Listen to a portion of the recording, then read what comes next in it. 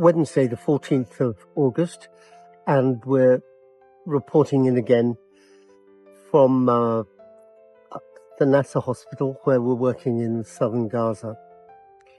So we've had a bit more of a productive day today. Certainly you have, Mr. Groom. What have you been up to? Well, it's really rather tragic. Our first case was a poor 19-year-old girl who was 32 weeks pregnant, who had an absolutely dreadful injury to her left leg. She needs an amputation. It's not acceptable to her at present. It's not acceptable to her family, and that's very important.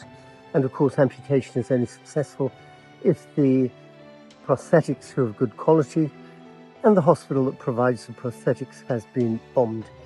So we started with a temporizing procedure.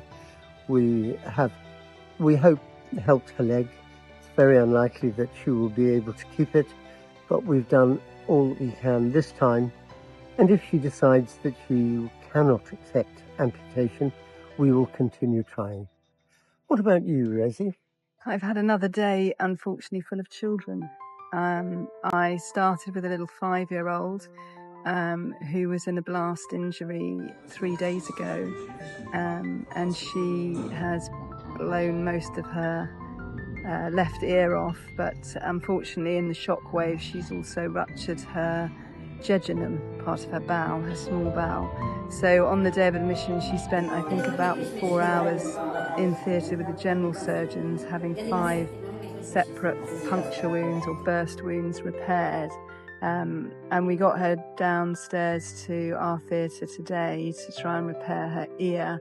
And unfortunately, as we got her across onto the table, my anaesthetist noticed that she wasn't quite as well as she needed to be to have a general anaesthetic, and it would appear that she may have a bit of lung damage as well. So we've postponed her, and she's going to be seen by the paediatric team and have her chest scan. And I'm hopeful that I might be able to get her back in a couple of days and fix the ear for her. I watch what Rosie does with great admiration and respect. I think that dealing with the children is very, very difficult, and the pressure to get complicated, difficult operations right every time is absolutely huge. I am definitely seeing more children this time than I did at the European Gaza Hospital. I think I'm around 90% of my work now is on the under 16s, and I'm seeing a huge number of 5-year-olds.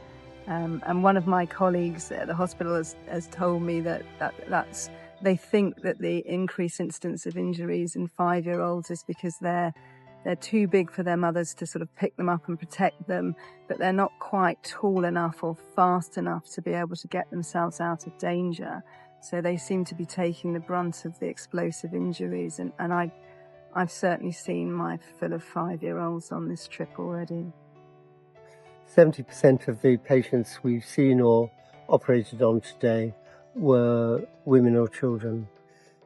It's very distressing, but it's a privilege to be here to do it, and we're extremely grateful to Islamic Help and all your supporters for enabling us to be here. Thank you very much.